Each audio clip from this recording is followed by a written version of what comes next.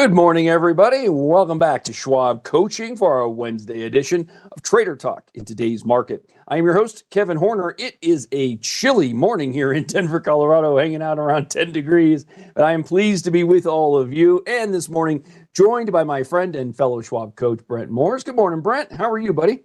I'm doing good. We're a little warmer here in the Salt Lake area, but I know a lot of the country is it's feeling winterish now at this point, Kevin. But I'm glad to be on with you today and welcome everybody here and excited to talk about the markets with you.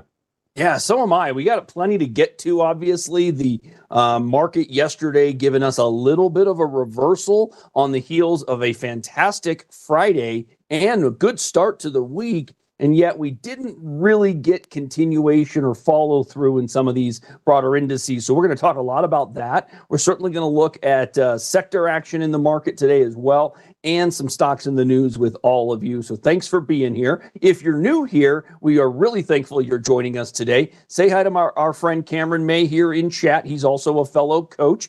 Cam will keep an eye on the discussion happening in the chat. You'll also find a lot of engagement available to you amongst your peers in the chat as well. So feel free to be in there actively discussing with each other the conversation Brent and I are having, and questions that you might have. Brent and I will try to get to them, but if we can't, Cameron is there to help us out and in the chat as well. So make sure, final note, if you are watching the chat, at the very top, you have a little drop-down menu. It defaults to top chat. If you want to make sure you're seeing every chat post in there, make sure you change from top chat to live chat, everybody. All right. Now, if you are new here, we would invite you to follow the three of us coaches on X. You can use our individual names. I am at Kevin Horner CS. For Brent, it is Brent Moores CS. And for Cameron, Cameron May CS. We'd really appreciate a follow there.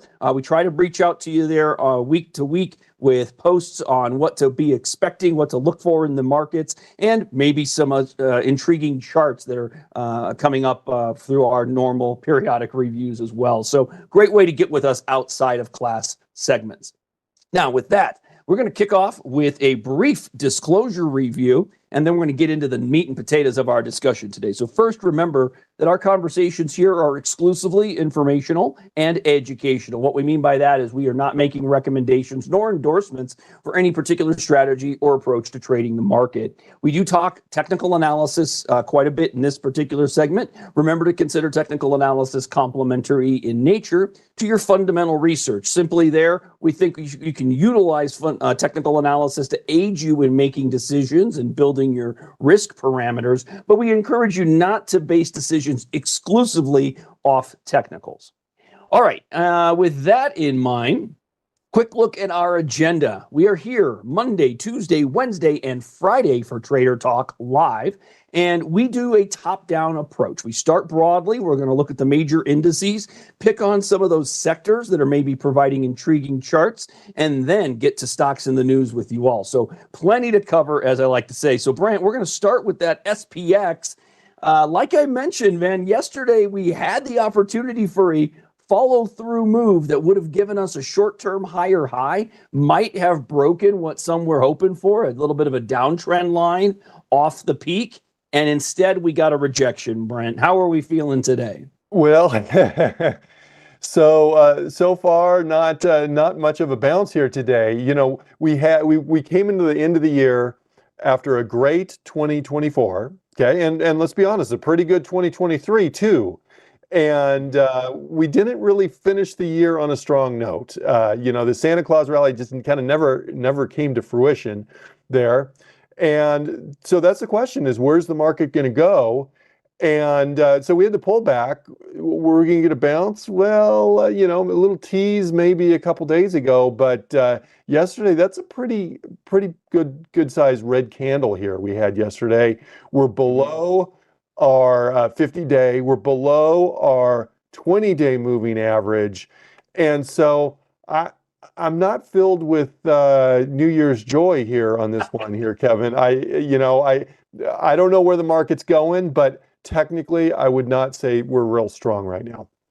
Yeah, of course, we don't know what's coming next. We never do, but we try to offer, if nothing else, a look at these price ranges and these levels to help us understand where maybe we can start to base next decisions, right? I mean, for example, we've been monitoring the healthy uptrend in the SPX for quite a long time. Like you said, it's been back-to-back 20% years for the SPX. And we've been monitoring a lot of that rally and minimal pullbacks, right? 6% Yes. pullback, maybe a 9 to 9.5% pullback, but they've been very limited in scope. And one of the maybe the saving grace here, Brent, when we look at the fact that we did not break the uptrend or the downtrend line, for a continuation move to the upside, to this moment at least, we've managed to maintain that major support. I think a lot of traders are going to eyeball right around 58.25. You think that that's as important as many as it kind of stands out to our eyes here? I think that's a key. That's a key level because I mean, the 200-day is still a long ways away, and so we do have that as a support level, and would not surprise me to see us test that level. You can also see at the bottom of the page you have an RSI there. You can see those lower lows develop on the RSI. Now that's not a divergence or anything because we're getting lower highs on the RSI and lower highs on the stock chart itself. Not a divergence. They're both showing the same thing right now, but it definitely is showing some weakness here in this in the index as a whole.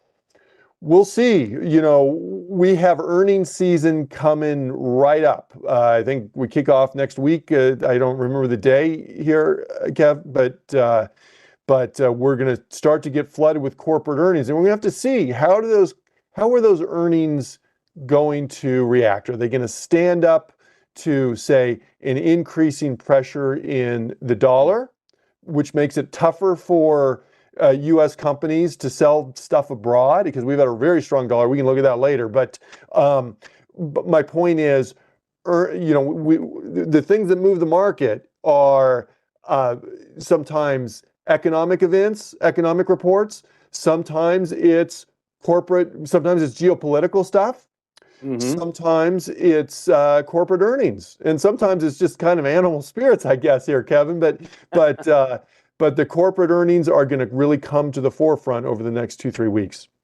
Yeah, I think you're absolutely right. Obviously, corporate earnings have a tendency to really drive market movement, help us understand whether the multiples at which we trade are validated or maybe invalidated, and can definitely lead to some price action. So we're going to have to monitor things. I think the bullish scenario here, Brent, is maintaining that 58.25 level.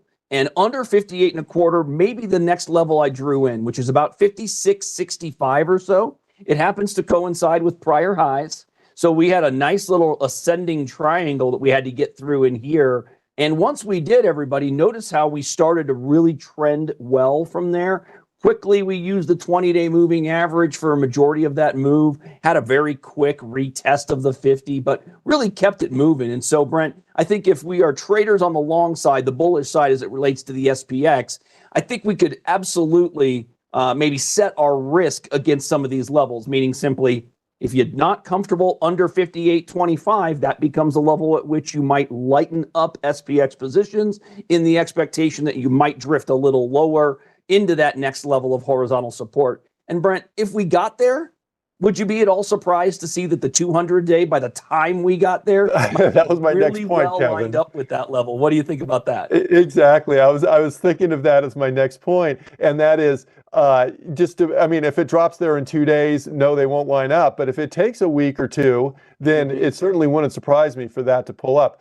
Another thing you could always look at are Fibonacci levels and see what we got in terms of where the pullback comes to. Just when you're looking for support levels, the more different points of confluence, the more times we've touched a certain level horizontally, the more times we've touched a level diagonally, the more moving averages that match up with it, the more, however you derive your support levels or resistance levels, that adds credence to that being a significant level. I agree. Brent, let's do that Fibonacci's before we move on to the NDX here real briefly. What do you think about drawing it from the August 5th low. For those of you who might recall, we'd had a wonderful push.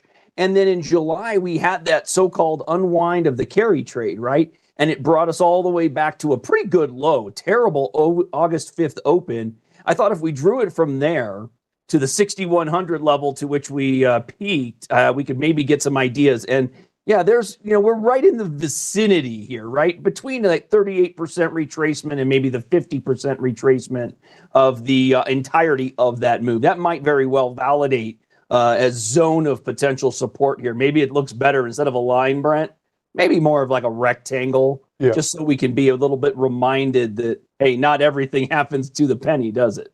No, it doesn't. And so in addition to that 50%, that we have the 38%, which, can potentially act as a support level, and that coincides pretty well with our late October lows there. So just, hey, look, once you have one support level broken, there's another one waiting to stand by and as a potential turnaround area on that. So we'll have to see. And as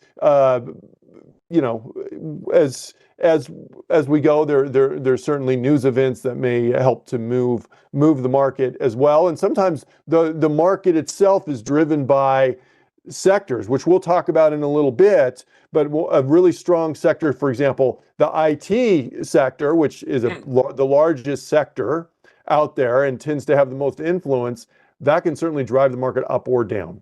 Yep, absolutely. Speaking of tech, why don't we look at the NASDAQ 100, heavy on the tech side. Brent, the first thing that stands out to me when I look at this is just the nature of that orange 20-day moving average. That's a very relatively speedy moving average for many traders. But Brent, it has not really provided us the support we would like to see in an aggressive uptrend. Granted, we've moved beautifully from these lows, right? I mean, it's pretty clear if we just drew the quick line here to the peak, the level will pop out here, 27% nearly on that rally from August to the peak we made in late December. So a good 4-month push. And yet the 50-day seems to be awfully important in here, doesn't it? Yeah, that's what stood out to me is that 50-day. That's still holding at this point. So that's the most significant support and that's pretty much coincides with the horizontal line you have there. Our two recent bounces about a week ago and about 2 weeks ago or so. That's kind of a key area here, and we're flirting with that, but it's held. So right now, if you relative strength, I guess, in terms of the NASDAQ versus the S&P 500, NASDAQ's kind of winning that battle because we're above the 50-day still on that NASDAQ. S&P 500, we had already broken below that. Yeah, there's been a little bit more comfort maybe in what's been going on of late with the NDX, but nonetheless, we have some levels we're going to have to monitor, right? So as usual, we don't know what's coming, but I think what stands out is the action above the 50-day moving average, and a close below the 50-day, Brent, would basically be the first close below it since all the way back in early to mid-September, and that would be a shift. That would tell us something different may be in play and would give us something to keep a close eye on. So I haven't gotten it yet, but it's a potential, isn't it? Right. And one other thing, Kevin, is, if you think about the broadness of the market and how things have declined, if we let's put in a symbol here. Let's put in $SPX A50R. $SPX A50R. That's the percentage of companies in the S&P 500 that are above their 50-day moving average. Look how strongly that has changed there. I'm going to cheat, Brent. Our friend Rachel has built one for us. Okay. We've got it with a multitude of factors here. Oh, there you go. S&P stocks over the 200-day. 200-day, okay. And then over the 50-day down here. And then we've got the new highs on the NYSE, new lows on the NYSE. So I thought that this was a very notable chart to bring up. So please speak to that. I mean, there's plenty to talk about right here. Look at the first three charts there and the decline from December, basically beginning of December to now. These are how many stocks. So we're trying to talk about market breadth here, not just because sometimes those big kind of Mag 7 stocks or whatever move the market disproportionately. But how's the average Joe stock doing there? And the answer is things have changed quite a bit since the beginning of December. At the beginning of December, what, 75% roughly have been above, we're above their 50-day moving average. And now we're at 20% or so here. Same thing on the above their 200-day moving average. Now, moving above and down below the 200-day is a little slower process. So now it's down to about 50%. But you can just see the decline in the breadth of the market as a whole as we're talking about that, because sometimes, the NASDAQ tech heavy, I mean, the NASDAQ's roughly 50% or something tech, isn't it, Kevin? Something like that. Yep. The S&P 500 kind of, it's market cap weighted. So just a few stocks really push that. This is giving us a broader view of that market. Yeah, exactly. Just a broader look, and importantly, a little bit of an understanding of the breadth or the health of the overall market. It's one thing when the market can be carried for shorter term periods of time by your largest companies. We've seen windows where we've managed to push higher even recently with the biggest 7, 8, 10 stocks in the S&P just carrying everything. And yet it doesn't necessarily spell health for the S&P 500 when that's the case. So we'd like to see, ideally, a better allocation to the positive movements of the S&P 500. We want to see more stocks trading above their 50 days, above their 200 days. Now, it can be suggested, Brent, that a scenario like this could imply some oversold nature to the equity market, particularly the SPX. The question just becomes, at which point are we going to use data like we see here to suggest, well, now's the opportunity to take advantage of the long side of something like that? And I think we have to obviously incorporate a multitude of factors when we start thinking about deploying new money to the equity markets. Yeah, and all this goes to, hey, look, I mean, one of the concerns in the market is market valuations. Are markets frothy, so to speak? What's the market PE and stuff like that? Well, the pullback in a lot of stocks can help, maybe not to a large extent yet, but it is helping in terms of the market valuation. It's true. Okay, how about we look at the Russell? Our small caps, unfortunately, are just getting beaten up. And Brent, I've got a lot of detail written on my chart and lines drawn in. But I think, unfortunately, the most important line is this uptrend line that we appear to have broken today. Are we calling out potentially that 200-day moving average in my oval there as a potential short-term target for the Russell here, given today's move? Yeah, and given how far it's moved, that's not very far away. I mean, it's really in terms of the speed at which the Russell 2000 moves, and in terms of just like the bullishness, bearishness of it. It would not surprise me if in another week or so we see that. So I don't know. Again, I don't know where it's going to be, but you can see also on the RSI down at the bottom of the chart, we tested a kind of a resistance, so to speak, if you will, on that, and we bounced right off that. We're down near, we're at 37, which is on the lower end of things on the RSI there on that. It's just kind of showing, it's not necessarily predictive of exactly where it's going to be, but it does show how bearish, how much we've lost in terms of the chart, because we were up at 70 back in December. Yeah, absolutely. Yeah, we were actually validating the move we got here before we got the bearish divergence with the new high in price and the RSI not making a new high. That might have been a heads up, but I mean, that's easy today, not easy back on, November 22nd to recognize that was going to be the reversal spot. So, if nothing else, like we say, what we want to utilize is the understanding of the given trend, and then how are we going to act when things shift for us. My hope is that there were traders out there that looked at this candle day where we broke what should have been major support here at around 2290. When we broke that, that was probably a decent sell signal for some Russell holders. And some of them, probably Brent, were sitting on their hands saying, man, if I could just get a little bit of a bounce, I'd feel better about selling it as it runs into resistance. And man, did that play out almost perfectly. Just a bear flag sell-off, the rally back for 2 weeks, the rollover thereafter. It sure looks like a, pardon the expression, but almost a textbook example of what can happen in such a pattern.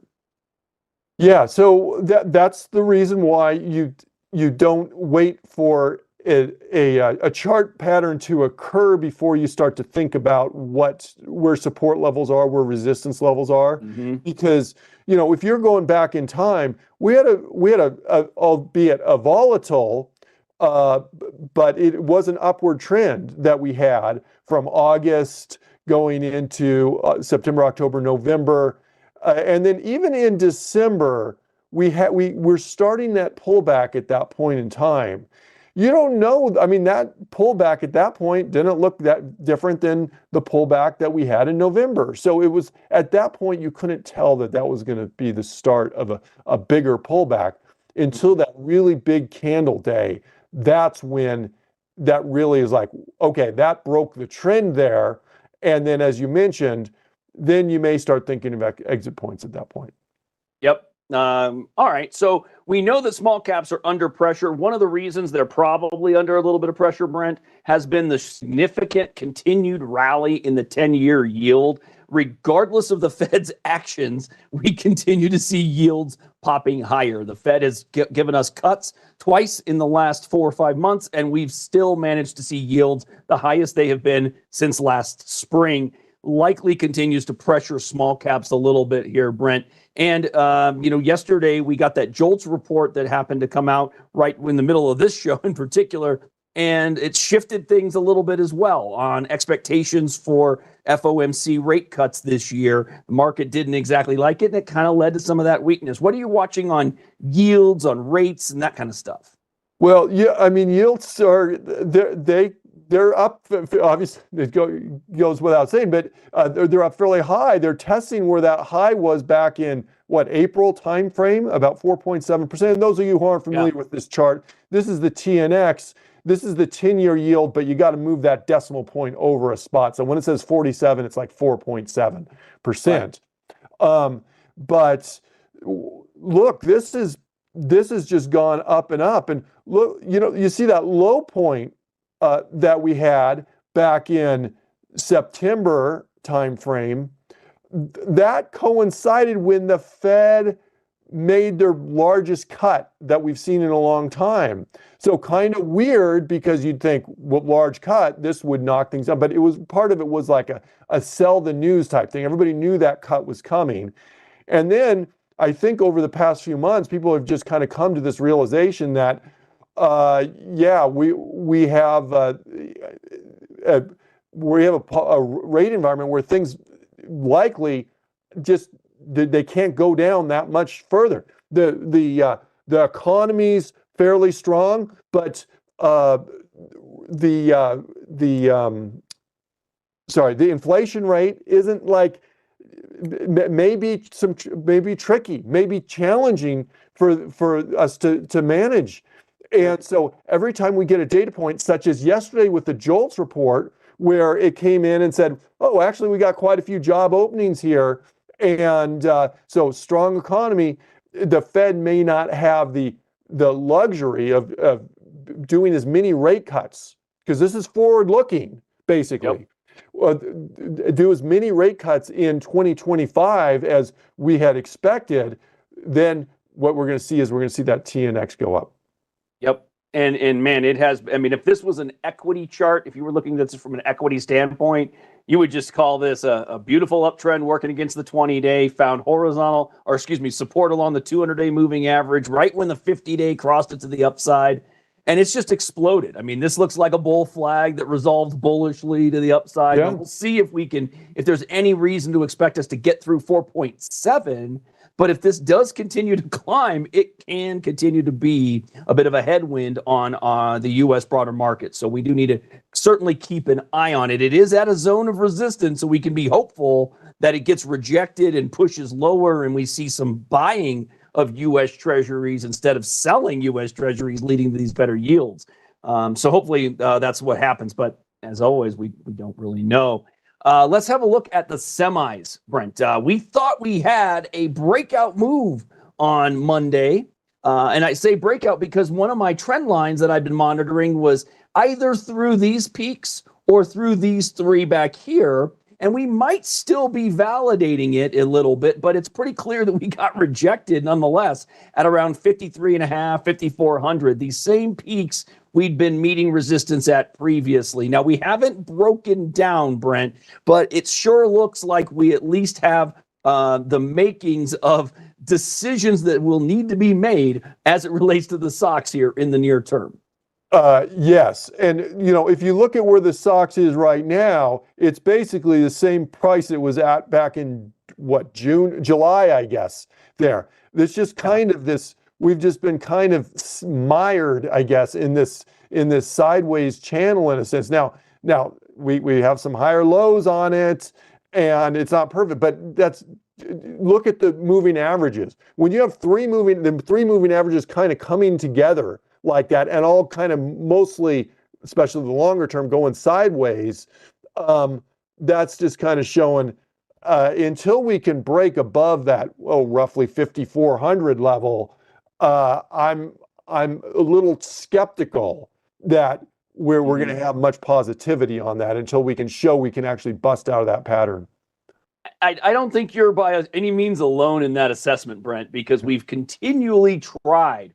The semis have, we know the importance of the semis, and we have so many traders on a day-to-day basis who monitor and trade in the semiconductor space that it is pretty active, right? And we would expect to say that we would like to see leadership from it. That would help us out broadly as well. Yes. But when you see the number of rejections we've had at that 5,400 area, I think it makes sense. Traders want to see a short-term higher high on a closing basis that may validate this new range coming back into play here. So look for closes over 5,400, whether it be for a day, 2 days, 3 days, to give some sort of validation that the uptrend we've been watching is apt to continue. At this point, it's maybe too early to suggest just that. So heads on a swivel, I think, as it relates to the semiconductors here, Brent. Now, Brent, I'm going to throw it to you here. I'm going to put you on the spot because we're going to talk sector action here for the next few moments. When you look at the sector action, one of the things we had earlier this week, Monday, it was green across the board. Every sector was up. Now, today, we've only got tech up, and it's up minimally. Where are you keeping your eyes drawn as it relates to the 11 domestic sectors in the U.S. here? Well, here's something. Number one, in terms of maybe underperformers, let's take a look at the utility sector there. Sure. And see what we got. And this is one that tends to be more interest rate sensitive here on this sector, and we have a little bit of a breakdown today on this. So I kind of wanted to point that out. And when I say interest rate sensitive, utility companies tend to be, well, there's two reasons why they're interest rate sensitive. Number one, they tend to have a fair amount of debt financing to them. And number two, because utilities are often kind of a go-to for people in terms of like a dividend yield, when prevailing interest rates are higher, like competitive interest rates you can get on, say, bond or fixed income or whatever, when they're higher, it makes some of those utility companies a little less desirable there in relation to the others. And so those interest rates, just kind of tying it back to that interest rate discussion we had, can be a little challenging for utilities, and I think we're seeing that play out here. Yeah, I think you're right. You can see the levels I drew in there are kind of looking at it like a bear flag. Not that that's a surprise. Looking like it could easily, many traders would tell you if you break the bear flag, your first test spot becomes the bottom of the flag, and that becomes about 377. It's still about 5 points away on the utility sector here. What about real estate? I think I was going to say that's the next one on the list there, Kevin. And the real estate sector is down about 9% over the past month here, and you can see from the highs back in, what is that, early December, late November. That's a big drop that we've had. Again, interest rates can certainly be challenging, and a lot of, this isn't all residential home building or anything here, but think of mortgage rates. Mortgage rates, it's not exactly the same as the TNX that we were talking about, but there's a correlation. And if you're waiting to refinance a house or buy a house and get a mortgage, they're kind of stubborn right now, those rates. They're not coming down like a lot of people thought they would. Well, you can see this not just in real estate as a whole, but you can see that in home builders too, if you want to look at that. And I will. In fact, I want to look at that space real briefly, but I want to just provide a little extra context that I think is helpful when we start thinking about this in terms of rates. Why would rate-sensitive groups like real estate and utilities, collectively designed for many investors to provide interest income, right? And why would they go lower if rates are climbing? Well, because the interest income that you get from a utility or a real estate investment trust provides also capital risk. Comparatively, U.S. Treasury notes, which you can purchase that are implicitly backed by the U.S. government, are going to provide you a risk-free rate of return. And we just saw that on the TNX chart, 4.7% on a risk-free rate of return.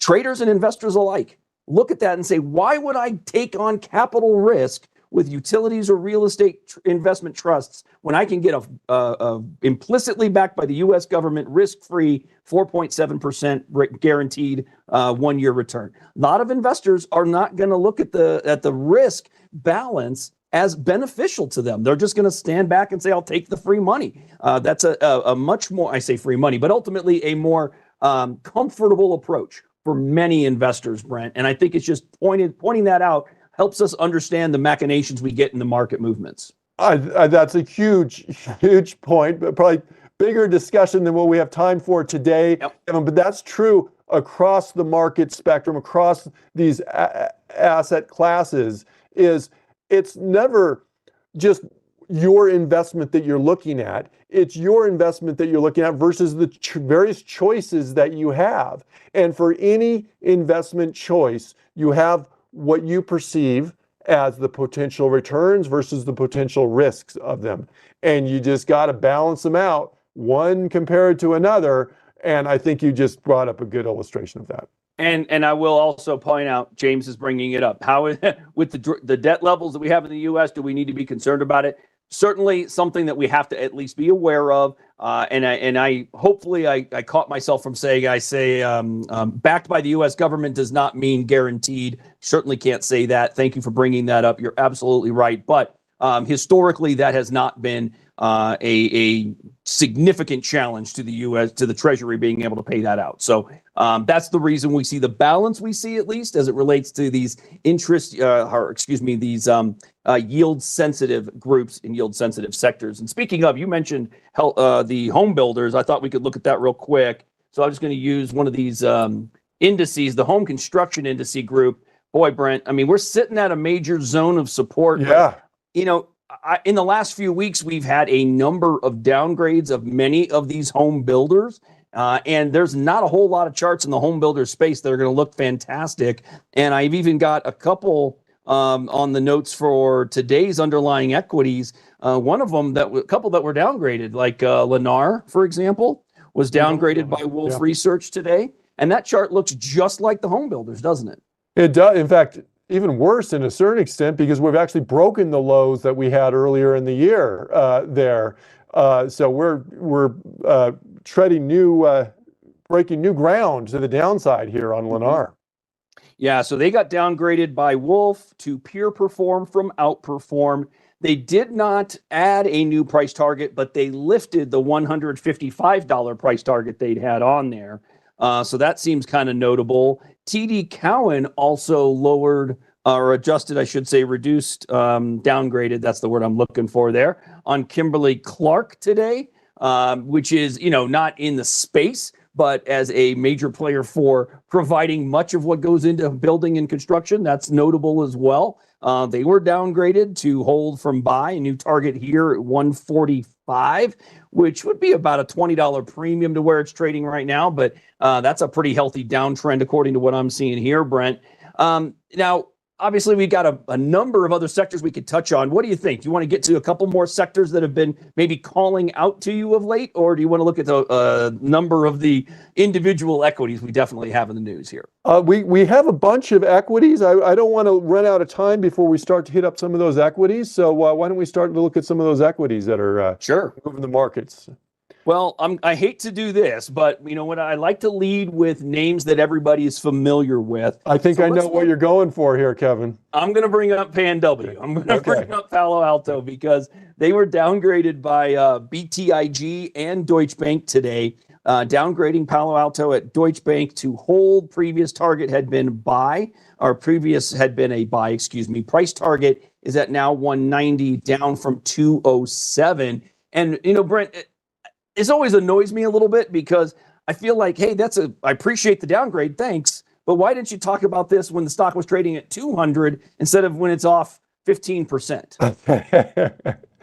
Yep, and we're at an interesting level here on this. We're right at that 200-day moving average. You can see the general trend has been, you know, the long-term trend has been going up, even more intermediate term maybe, but certainly short-term is broken down here on this. So we'll see. That's that is a big move down on that. And by the way, just a little note for everybody, just a suggestion. If you're using the Thinkorswim platform, and I know some of you are newer to it, you may look at a chart and stumble upon a chart and see it drop quite a bit. And you may be going, why is it dropping? I want to know. An easy thing to do is link to that live news on the left side of your page in that left-hand column. Kevin has that right there. And then you can just, as long as it's linked, you see that kind of purplish 5 there, and he has a purplish 5 up there. Doesn't matter what color number combination you do, as long as they're same at the top of the chart and on the left side. If they're the same, once you bring up the chart on the right, it will automatically bring up the news on the left there. And then you can just look and see, hey, look, Deutsche Bank downgrades Palo Alto Networks. And if you want more detail, you can just double click on that news article headline on the left and bring up the bigger article there. So on any of these, if you want more news, more color commentary, I guess, as to why something's moving as much, you can make sure you take advantage of that little trick there on your, not really a trick, but feature on the Thinkorswim platform.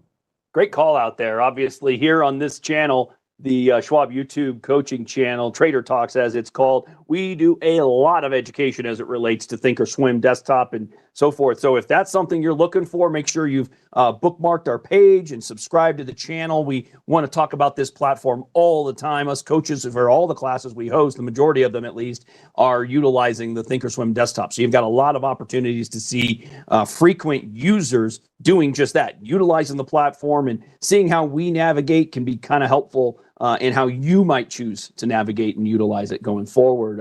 So yeah, we might have opportunity here with PanW, the downgrade notwithstanding. Another one that got downgraded was Adobe. Adobe was downgraded also by Deutsche Bank. But again, Brent, hey, thanks for the downgrade. How about 125 points ago? We start talking about it then. Yep. Kind of a common pattern in some of these where we're hitting new lows, and you can see that tag there, the low 415 for the year. That's this is a 52-week low where we've hit it today. I don't know where we're going to end. If you're a bull on this, you'd like to see kind of a bullish green, even if we're down for the day. We'd like to see it finish up the day stronger, because right now there's no signs of support. We're at that low here. Yeah, you're absolutely right, Brent. And even on the weekly chart that I've just shifted to here, not a lot to work with. The best case scenario that a trader might use is something like today's note on a downgrade. If the stock can reverse course on a downgrade day and start to act bullishly with negative news, that can be a shift in sentiment as well.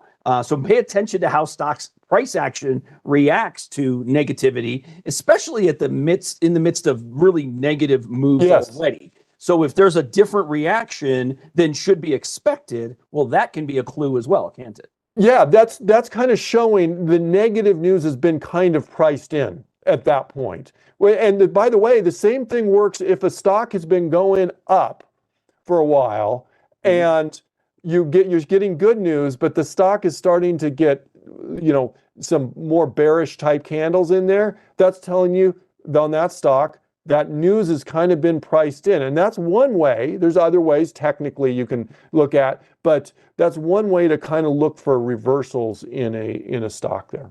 Yep. All right. How about one on the positive side, Brent? How about Workday, WDAY, upgraded today by Deutsche Bank. Deutsche Bank has certainly been busy overnight. They upgraded Workday to a buy. Previously had been hold. New target here is $300, up from $265. They titled their research note, Rotating Preferences in Back Office Apps. The firm suggests they remain constructive on the growth opportunity in back office applications, sees it being challenged this year relative to other areas of software.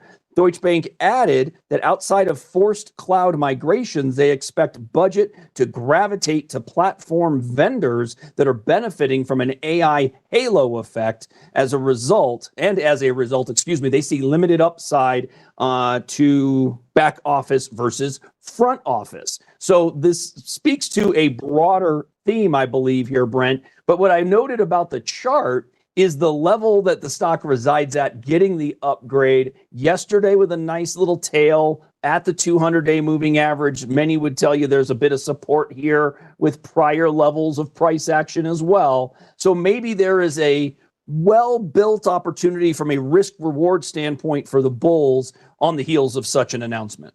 Yeah, and if you decide to, say you were to take a bullish trade on something like Workday or something like that. One nice thing when you're near a support level is it gives you a place you can put a stop loss under. In other words, you can try and limit the downside risk because hey, if this doesn't work out and we go down and we break that stop, we're going to know fairly quickly if we break that support level, we're going to know fairly quickly if we break that support level. Thus, we can kind of try and limit our risk that way. Now, support stops don't guarantee an exit, selling out exactly at that price. But in terms of risk management, that's one of the keys. In fact, I know in Trader Talks yesterday, Kevin, you spoke quite a bit about reward to risk ratios, trying to have a bigger potential reward in your trade setup than you have on the risk. One way to kind of minimize the risk side, with the caveat that stops aren't guaranteed. One way to try and minimize that risk side is to have a stop close below a support level that you're going to know if it breaks pretty quickly. Yeah, the recognition that we, as traders, we take losses. Our hope is we can take a lot of them, right? It's not a problem to take losses as long as we keep them limited in nature relative to the percentages of our other portfolio assets. It's important to take small losses, even many small losses, because that's limiting our downside, protecting capital, and allowing us, hopefully, the opportunity to keep the ones that are moving in our favor for as long as we possibly can. That's a topic and a conversational point that we bring to the table very frequently here in Trader Talk. And Brent, as always, I want to thank you for being here on Wednesdays. We get you every week, but we covered quite a bit today. And I just want to thank you once more for sharing your insights and being here with me on Wednesdays so consistently. So thanks. Well, hey, I appreciate you having me on. Trader Talks occurs 4 days a week, and I get the privilege of joining you on Wednesdays. But to all the people who are out new to, if this is your first time here with Trader Talks, I invite you back. Glad you're here. And to all the longtime viewers, we're grateful for you as well. Kevin, thanks for having me. Sure are. Yeah, you bet, Brent. And let's wrap things up here briefly. I want to remind you to follow us on X. We would greatly appreciate that. Cameron's put our handles in the chat there. As well, I want to bring up, you can also subscribe to the channel. So let's bring the channel in here. Just as a reminder, there is a subscribe button right here that you can click on. And if you are new and you're getting this for the first time live, guess what? We have an archive here that goes back to November of 2023. Number of classes, not just trader talks, but also getting familiar with Thinkorswim, learning technical analysis, learning options, etc. They are all right here on this page, everybody. So subscribe to the page, use the search function. This search function is fantastic. You can even utilize this to scour for specific strategies that we have previously discussed in classes. You'll find those in the archive here as well. So big thanks to Cam in the chat, and thanks to all of you who are frequent attendees for bringing our new attendees along for the ride. Really appreciate that as well. This community is fantastic. We are pleased to have you all joining us. We hope you all have a fantastic Wednesday, everybody. We look forward to seeing you again real soon.